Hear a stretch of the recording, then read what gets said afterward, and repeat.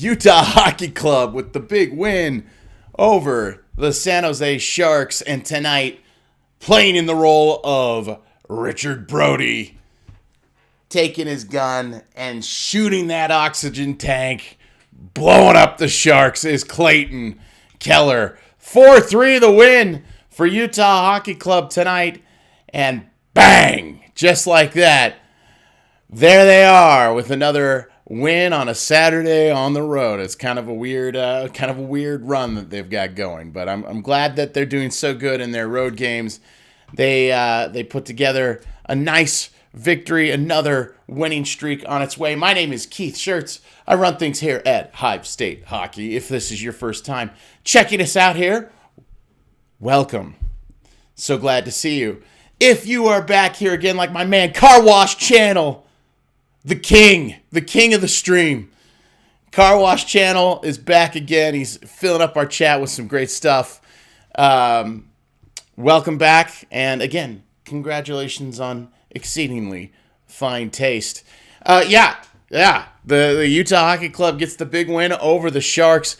Clayton Keller, like I said, Brody, boom, shoot that oxygen tank and put down Jaws. The big goal late in the game finds a way to put the Utah Hockey Club over the top against the San Jose Sharks. And this one feels particularly good given what happened in Delta Center. To go do that at SAP Arena, to make their fans feel a little pain, that's nice payback there. That's nice payback.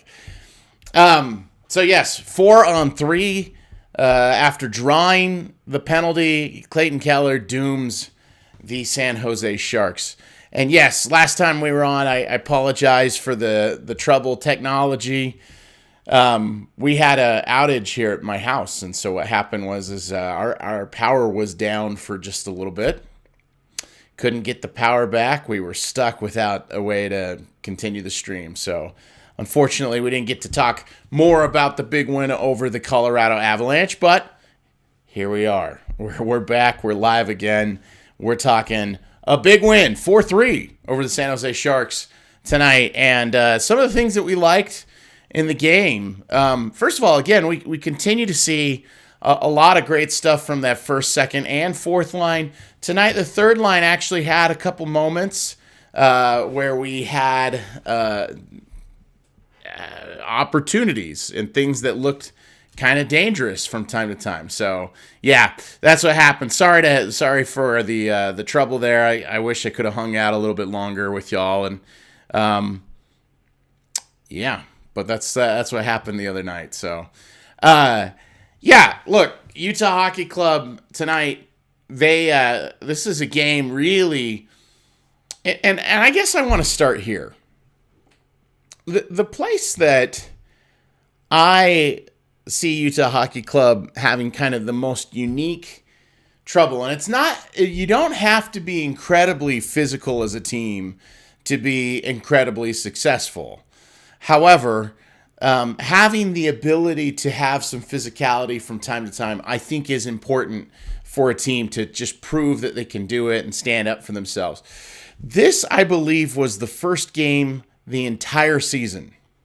The first game the entire season where I saw Utah Hockey Club probably bully and out-physical the other team. I mean, Logan Cooley was out there kind of being a tough guy as a 20-year-old, and it was pretty awesome to see him get to work and come in, make the hit, extend the elbow a little bit, get a little bit frisky there. You could tell he was starting to drive people crazy, and you know, that thing that we've mentioned all year is that, you know, you need to throw somebody out there with Logan Cooley and Gunther to protect them. McBain was in there instantly to go create a little trouble. So, yeah, I'll admit he extended his elbow a little bit, but I love seeing Logan Cooley develop that in a game where, in my opinion, he made, you know, two of the more thrilling moments in the game where his saucer passes found the end of a stick, and then it went into the back of the net. The saucer to Gunther to open the scoring at the beginning was absolutely wild. I mean, that was a wild pass. It was awesome. Amazing to see him do that work. And so that's one of the key things that we wanted to just cover quickly as it related to that is an awesome saucer pass, another saucer pass into the middle of the slot, and Schmaltz finishes it. So those two passes are just elite level of skill. It's why he went so high in the draft. It's why we think that he can be the franchise for this team. It is the sort of play that gives the Utah Hockey Club an opportunity to continue to build around him and let him create and find ways. And then he rang one off the post. I thought this was just an excellent, excellent game by Logan Cooley. I thought in a lot of ways he was the best player tonight for the Utah Hockey Club. I also thought Clayton Keller played a very good game. I, again, would like to see him find ways to just drive more pucks to the net. He's so dangerous. And I don't know if he's, again, I don't know what would happen if he found a way to try to drive more pucks to the net. I don't know if obviously might affect some of his analytics and stats, but also, if he knows the shot isn't there isn't a gap, taking a speculative swipe at it to the net may not be the right feel for him. But I think too many good things happen when he fires at the net. I just think he needs to do it more and more. It creates more space for his teammates. There's going to be great rebounds. It's going to mean that people jump towards him a little bit more. I think that he needs to find ways to try to drive the play of what's going on when he comes into the zone on the rush. I'd love for him to take more opportunities and more looks at the net. He doesn't really look to go and get those things done in those circumstances. I'd love to see him take that in his control and find a way to get more and more looks at the net. Next, I really, and that, of course, was capped tonight. The 4-on-3. He drew in the 4-on-4. He did draw the high stick. Cody Ceci caught him. The fans were upset. They were frustrated, but that's exactly what happened. Cody Ceci high sticked him. They went on the advantage 4-on-3, and Clayton Keller, yeah. He gets the Richard Brody Award. So we're getting things that we're coming up. Whenever we play Philly, we're going to compare everything to Benjamin Franklin. Whenever we play the Sharks, we're gonna talk about, we're gonna give out the Richard Brody Award. And so there you go. We'll keep an all-time tally on who gets the Richard Brody in honor of the man that killed Jaws. And tonight, that goes to Clayton Keller. So I'll start keeping a big scoreboard for every win we get over San Jose. And in 10 years, it'll be fun to see who the greatest Richard Brody player is of all time. That's 2 big points against the constant conference rival. Leaving them with nothing is big. Yeah, no, look, I think, Scott, that's a great point. Getting 2 points for this team is really important. This is the month, December, when you looked at the schedule before the season, when I went through and picked every game, of the season and try to predict everything, December is the month that Utah Hockey Club needs to feast. This is the month where they have a lot of rest advantages. The schedule softens up for them a little bit, and they need an opportunity to really drive their record and push themselves to a place. If they're going to make the playoffs, what they do at the trade deadline, all going to be determined by the next 2 weeks. December has already been very favorable to this team. They're going to need to continue to do that. And, I was really afraid of that 3-on-3 overtime. I thought the Sharks actually had several opportunities to choke to death. Have we played them 3 times now? Car wash? Really? Okay. I need to go back and look. We'll start, then I'll go back and look. We'll take a look at it. I don't remember this being our third contest with San Jose, but I'll trust you. You're the man. Look, this is an important stretch of the season. These next 2 weeks, as they go through and try to find their way, they're going to have to find a way to score a lot of points and put a lot of points on the board through this next 2 weeks. They've already done what they needed to do earlier in this month. That game against the Wild and dropping it, it would have been nice to have been able to win it, but obviously that's one that went away. But they got Vancouver at home. Vancouver's tough. You like a lot of what they bring. Obviously Quinn Hughes is great. Pedersen, really good. They got the game at Minnesota, but they have a rest advantage going into that one, I believe. Minnesota will be on a back-to-back. They've got the Ducks at home. That should be a win. They've got Dallas Stars. That's a tough one at home. And then Christmas comes, and they have a few days off. I'm just looking. And then they got the Avalanche again at home before they finish up with a game against the Seattle Kraken and then Edmonton. So a couple back-to-backs happening in there. But again, this is a period. Okay, it's 1-1. Okay, yeah, you counted a preseason game. That's fine. Yeah, that's good. No, that's just right. Thanks for looking that up and getting me squared away on that, Car Wash. But here's the thing, they've got a lot of games coming up. I think there was 8 games left in this month. Over the next 2 weeks, again, it'll be this really huge push with opportunities for them to really feast on their schedule and push themselves into position. They've got to do more and more to try to help if they're going to make the playoffs. If they're not, if the next 2 weeks kind of go sideways and they really struggle and they don't have a way to steal loser points or, come away with more wins, if they can't string together some wins, if they drop another game against Anaheim, for instance, that'll be pretty painful, and it leads to things like we're talking about Alex Kerfoot at the trade deadline because he's an unrestricted free agent at the end of this year, and we might be able to get a first-round draft pick for a guy like Alex Kerfoot, just given that I think that he could really help a Stanley Cup contending team. So those are the conversations that we have if things don't go well the rest of this month. It'll pay off dividends later on. But yes, big 2 points against the conference rival, and the next one is January 10th against the Sharks. Okay, good.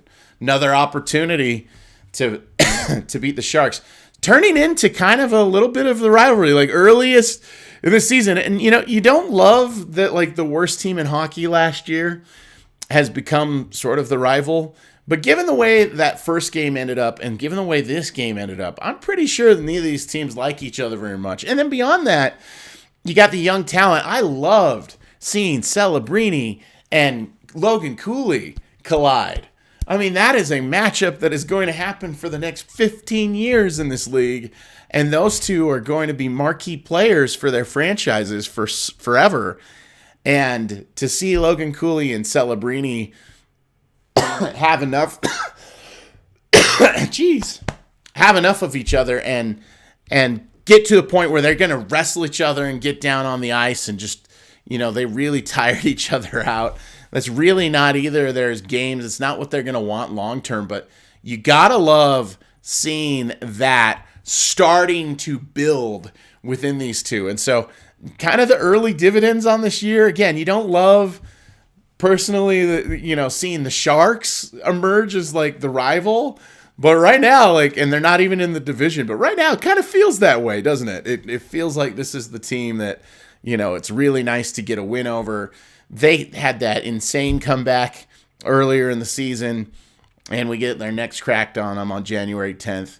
Again, tip of the hat to our friend Scott for putting that in the chat. And again, it was really interesting to me, just again, seeing the style of play for Utah Hockey Club. I thought that they have not been a very physical team. They, in terms of hit differential, coming into the game, they were last in the league. They're taking way more hits, almost 10 more hits per game than they are delivering.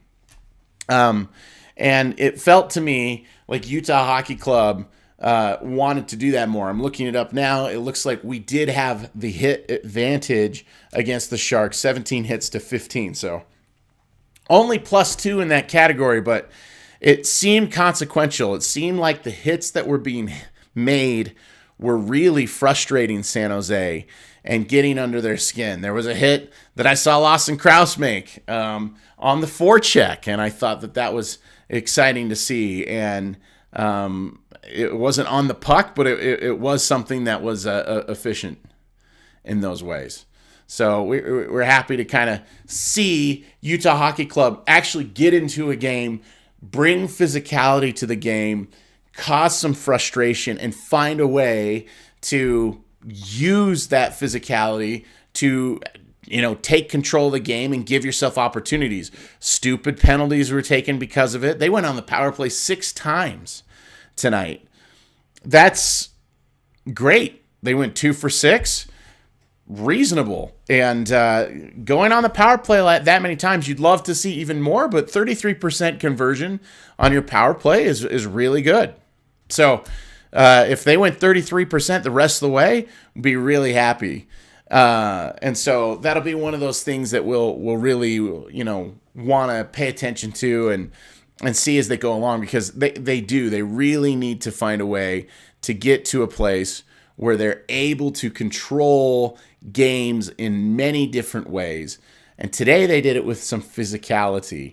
You had to love watching that fourth line find a way to get another goal on the board. I thought Stenlund might score again, and I was going to have a heart attack. 5 straight games almost. His streak ends at 4 games, but you have to love seeing Kevin Stenlund setting up that goal for Michael Carcone. Again, Carcone continues to change these games with the effort that he's making. He skates hard, he checks, he forechecks, and he gives you a couple opportunities on net. Was happy to see Michael Carcone find a way to score for the Utah Hockey Club tonight. And I thought that the fourth line, again, with Kerfoot, Stenlund, Carcone, that continues to be a huge advantage for Utah Hockey Club. Just when it comes to the matchup, when it's fourth line versus fourth line, when our fourth line's against their third line, even in opportunities where the best line is against our fourth line, that group is standing up and changing the ice and getting us in the offensive zone. It is fantastic. It is fantastic to watch that fourth line change games for the Utah Hockey Club. Third line is still continuing to be a mystery about how you can get Nick Bukestad and Lawson Krause and Matthias Michelli. How do you get those 3 to start producing points? I don't know. It's been several games now without a goal by that line. Hopefully it'll come around, and that'll be a time where things start to come together. If they can start scoring and find a way to create more advantage, it'll make a difference. Tonight, they were able to make some difference because they were able to generate a couple opportunities and not just pin Utah Hockey Club back in their own zone, which tends to be what has been happening. That did not happen against the Sharks. Let's not fool ourselves for a second. The Sharks are not a great team. They are on they're up and coming. They're hoping to be there in a few years. Their objective is not to go out and make the playoffs this season. This is a season to develop their guys, to get Will Smith to be better, to get to a place where they're feeling better about Macklin Celebrini. I think they should be feeling very good about Macklin Celebrini. What a terrific player that's going to be. I see that. Yeah, that homestand 7 games in a row in January. That should be good. It should be a good time. Hopefully they'll make some inroads during that 7-game homestand. That means they've had a lot on the road early here in the season, and to get 7 in a row at home puts them in that spot. But yeah, I appreciate that as we go forward. Next thing I wanted to just take a look at was I just thought, again, a lot of the way that I saw the attack happening, I think turning the power play into something that generates goals has been a great development, and it's coincided with getting winning streaks. We went 2 months without consecutive wins. Here we are, we've had 2 wins, a loss, and then 2 more wins. But we've had 2 winning streaks come within a 10-day period. And so that's one of those things that they're going to have to continue to do is have success on the power play. It's going to continue to help them generate really, I mean, if they generate on the power play at the rate that they've been generating on the power play, like this is going to be a team that's like gonna definitely be able to push towards the playoffs and really create some problems for other teams because of the way that they're able to draw penalties. They give up a lot of penalties, but they also draw a lot of penalties. I think they're the worst team in hockey at giving away penalties, but they're also the second best team at drawing penalties in all of the NHL. And so admittedly it's been a couple games since I took a look at that, but the point is that it's a very recent thing if that's changed and improved in different ways for Utah Hockey Club. But exciting stuff. Really exciting stuff to watch them get that. And again, finding ways to get San Jose to get undisciplined, to find a way to get that 4-on-4. Logan Cooley starts it with the hit. He brings the physicality, which starts to turn the tide. Jack McBain has a sense that they're going to come headhunt him. He comes in. He fights that. McBain goes to the box. Ruda, he goes to the box for the Sharks. It's 4-on-4. High stick comes in, and then, Clayton Keller kills him off. So 4-3, fantastic. Team record, 15-9-5. That's 35 points on the season. Thanks for that. Also, I think Utah Hockey Club will be in the running for a wild card if they can keep up the momentum. Yeah, I agree. It was a team where before the season, capacity at Delta Center right now is 11,800. So it's lower than most teams in the NHL, but I do think that it's first of all, it's more than they've been playing in previous seasons, but beyond that, it's a weird building. Have you heard or read anything about the difficulty that opposing teams are having in Delta Center, and even the home team, frankly, but because there's that giant wall of black, that when a shot comes in, if they see the puck, occasionally the puck will disappear on its flight towards the net. And so goalies are having a hard time picking up the puck because they see that wall of black on the other end of the ice, and apparently the puck is blending in with that. It's like Boise State football wearing their blue uniforms and blending in with their field. It's just an interesting peculiarity. And if Vejmelka, it is double what they were getting at Mullet. And I bet you, Scott,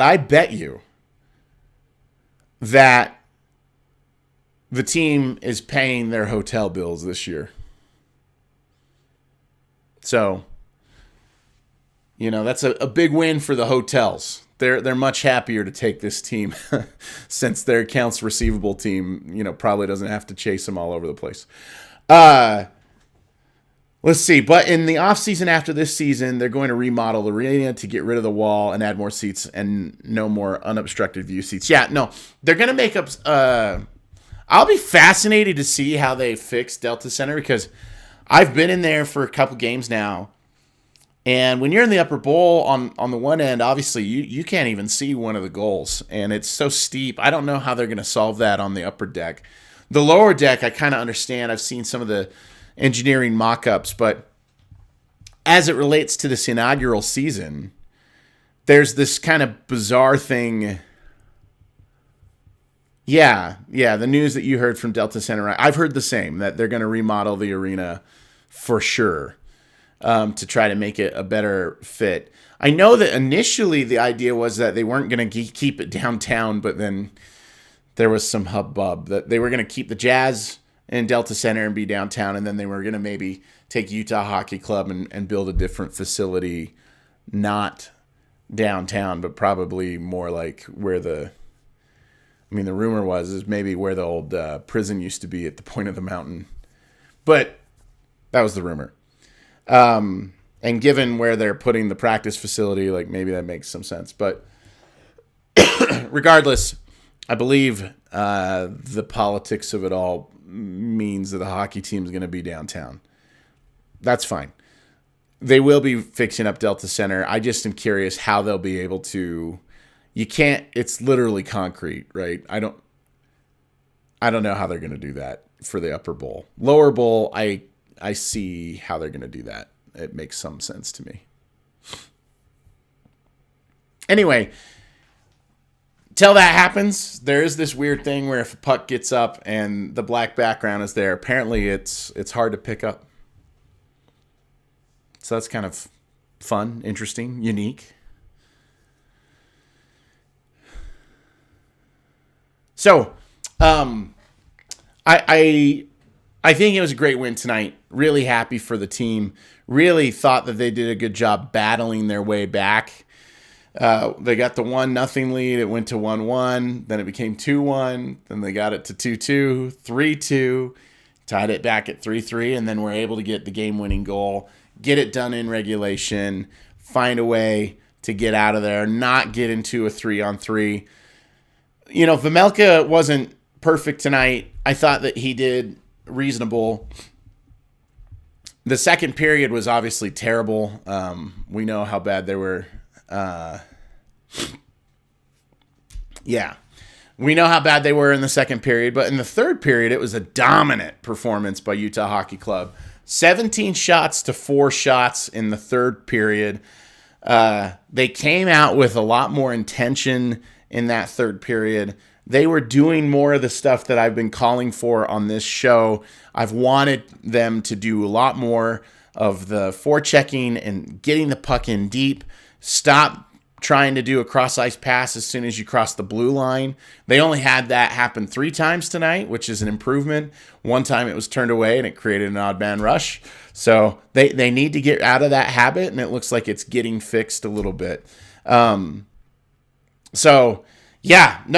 was really great to see, and they weren't so locked into their own area. They weren't so hemmed in, and they were able to get through the neutral zone with speed, and they were kind of bullying the Sharks tonight. So it was a lot of fun to watch Utah Hockey Club take it to their opponent physically. That's just not something that we've seen them do all season long. For me, that's the biggest development.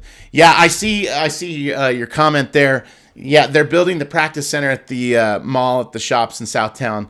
Yeah, that's right. So it'll be interesting. The players will live in Draper and they'll go to the Southtown, and then they'll go downtown for the games. So that's probably how that'll shake out. But yeah, it's exciting to watch all of the developments and all of the things that'll come along as it relates to this team.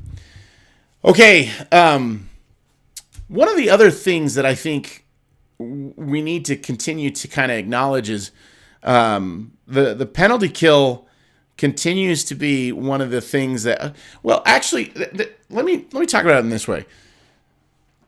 I think it's interesting to watch the power play continue to be the first unit. And maybe this is like a little debate to make, but like when you're 33 on the power play and you're winning games, like 33% on the power play, like I'm not here to argue with what's happening on the power play at this point. They've made the adjustments. They've found a way to get Logan Cooley more involved. They're getting the puck to go towards the net from more areas of the ice, and it's creating more difficulty for penalty killers, because you now need to watch the down low with Logan Cooley. You definitely got to watch out for the slot shot. I think the fact that Nick Schmaltz has passed out of his slot position, he's been in the bumper, and he keeps passing. He keeps passing out of the bumper and creating shots. And then tonight, he didn't pass. He got the puck, he took the shot, and was able to score based on it. So that was one of those things that was really a fascinating development for this team. But one of the things that they do is they're staying on the power play for like 90 seconds. They're keeping the top unit out there. The second unit comes out, and it's Michelli, and it's, and this is for Michelli, like this is when he needs to shine. Like that second unit power play is sort of like the perfect use of a Matthias Michelli, and he only gets 30 seconds on it. But he goes out there with Krause and Bukestad and Kesselring, and that second unit was pretty good tonight. In the couple times that we saw it when the power play wasn't working good with the top unit.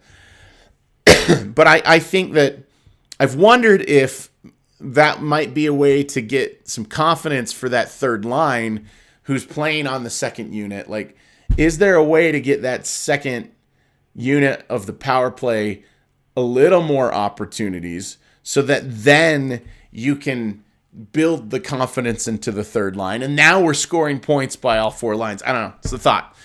At the same time, why screw around with something that's, 33% successful on the power play? That's great. Yeah, you like Michelli. Not bad for a mid-round pick. From a value standpoint, I believe he's a fifth rounder. To get Michelli, a player like Michelli from the fifth round, is incredibly necessary. You have to do those things in order to build a championship organization. You have to find ways to turn your mid-round and late-round picks, a couple of them at least, into legitimate players on your line. I also like Matthias Michelli. I like, when you watch his highlights and stuff like that, it's really exciting. It's really exciting. Scott, for me, the issue with Matthias Michelli is I just don't know what his fit is entirely, because you usually think about a third line as like a checking line. Well, that's not going to be happening with Matthias Michelli. He's not a forechecker. He's not back checking. He's not a defensive presence. He's not a physical player. You think about his playmaking and his ability to create havoc with the puck on his stick, and have time with the puck on his stick to create.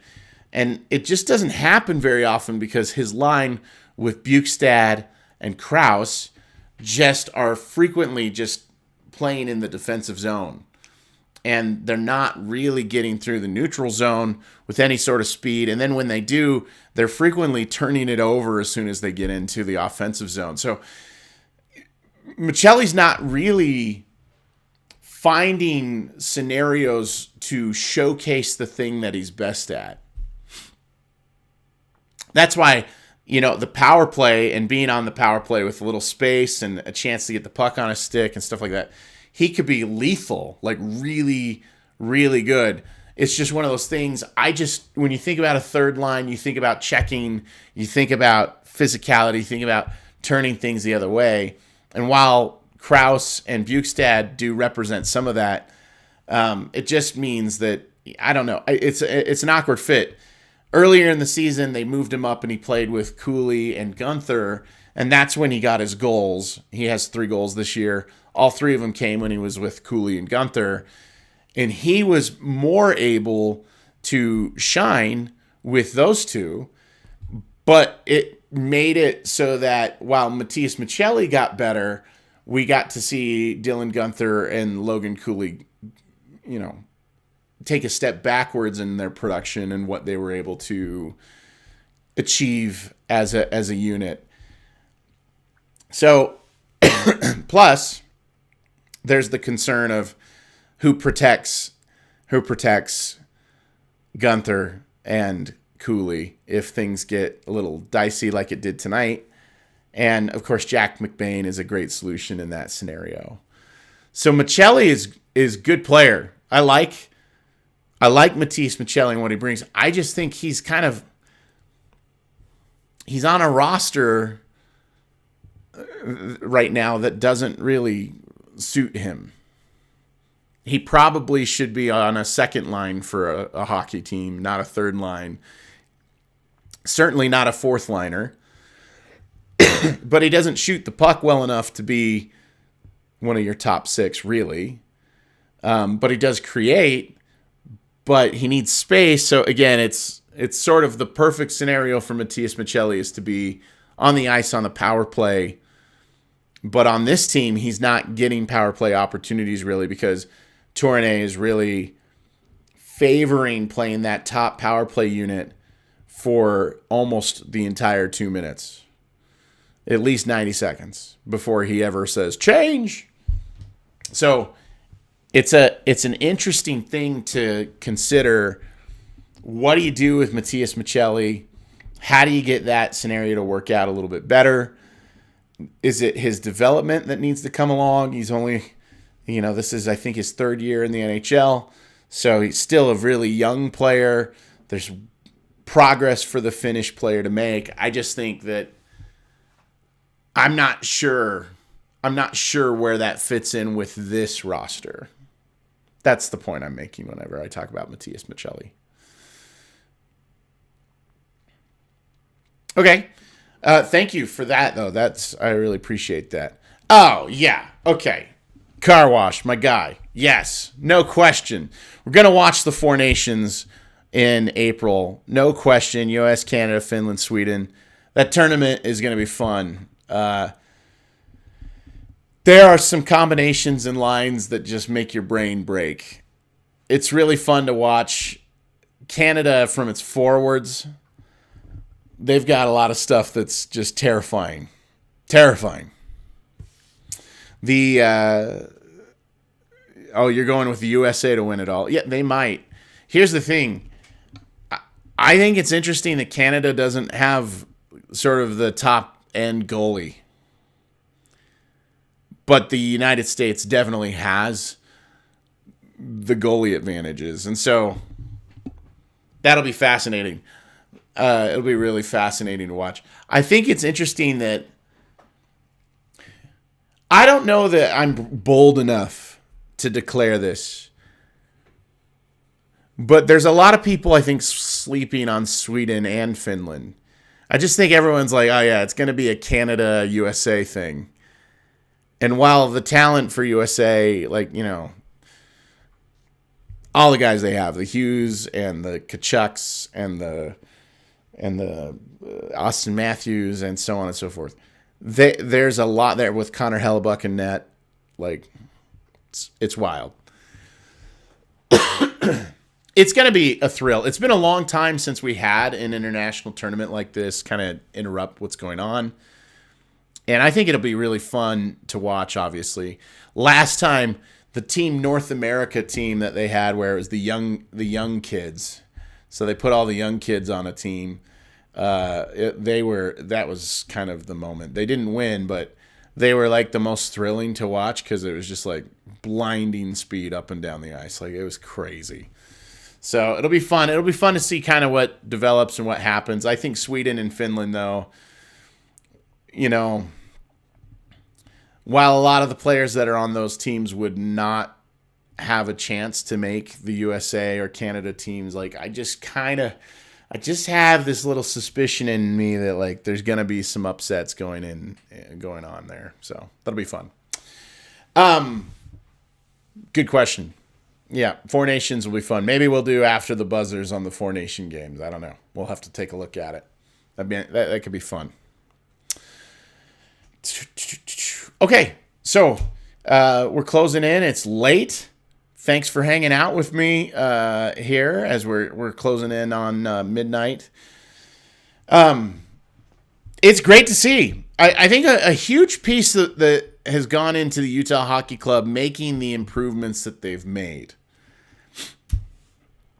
It's truly about Offensively, it's truly about just creating better quality opportunities. The quality shot that Utah Hockey Club was getting for the first 2 months of the season was pretty bad. And they were missing the net tons and tons and tons. But one of the things, very patriotic. I like it. One of the things that is going to happen with this group is they are going to continue to be successful as they find ways to win the neutral zone and get through the neutral zone with speed and to force other teams to come through the neutral zone with a little less speed. So that's one of those things that we're going to continue to see. But as they can increase their pace and attack and drive down onto the net, they're going to be a lot more successful. As the path comes the other way, if they can get teams to hold up or have trouble or have to do more, less carrying into the zone with speed, but instead chip, chase, get down, and go battle, and then winning those battles, it'll help. The other thing that we need to look at is, Sergachev is just playing a monster amount of minutes. He had 27 minutes tonight, and again, I'd love to see him continue to play as well as he is. Sergachev's been fantastic this year. I think he's everything that Bill Armstrong would have wanted when he made that trade on the NHL draft day. But I do think that day 2, I think. But the main thing is that is such a huge workload, and it'll be interesting to see how that holds up as the season goes on, especially since he's just come off injury. Car Wash, my guy, I can't tell you how much I appreciate your participation. Scott, thanks for being here and hanging out and making great comments for us. The good stream, that's nice of you. I really appreciate that. We're going to do that. We're going to wrap up. Big win tonight. Utah gets the win over the Sharks 4-3. Enjoy your Saturday night. Be safe out there. Be good to each other. And we will be with you again when the Utah Hockey Club takes on the Vancouver Canucks next. That's an exciting game. Playing the Canucks. In particular, I just want to put this here. When you watch that game,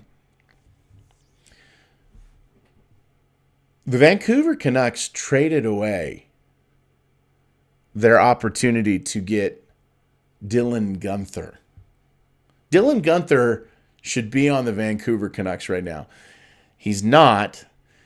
This was one of the really good trades by Bill Armstrong, the GM for Utah Hockey Club. He traded Connor Garland and Oliver Ekman-Larsson to the Vancouver Canucks. It's a home game against the Canucks. He traded Oliver Ekman-Larsson and Connor Garland. He had to take a couple pieces back because of money, and they were expiring. And then he also was able to get a first-round draft pick for all that. It ended up being Dylan Guenther. So the fun part about Dylan Guenther is that Dylan Guenther could potentially terrorize the Vancouver Canucks. I believe he already is, just because if they're paying attention to his stat line, it's certainly not what they got from Oliver Ekman-Larsson in the short time that they kept him. And while Connor Garland has been there and been a meaningful player there, I think if a trade was to be made between Utah and Vancouver, Connor Garland for Dylan Guenther, that would be, you'd laugh at them so hard if you were Utah. You would just laugh your little guts out. So anyway, I'd love to see Dylan Guenther keep his point streak going. I'd love to see him get yet another goal in that game. And given the form he's in and the opportunities he's being generated, by Logan Cooley, he might be able to get yet another goal. So that's what we'll do. Home game against the Canucks, that's next. Thank you for tuning in to After the Buzzer. If you can, give us a thumbs up on the stream. Thanks for all the participation tonight. It's been a lot of fun to hang out with y'all. We'll be back after the buzzer following the Vancouver Canucks game. That's it for tonight's stream. Have a good night.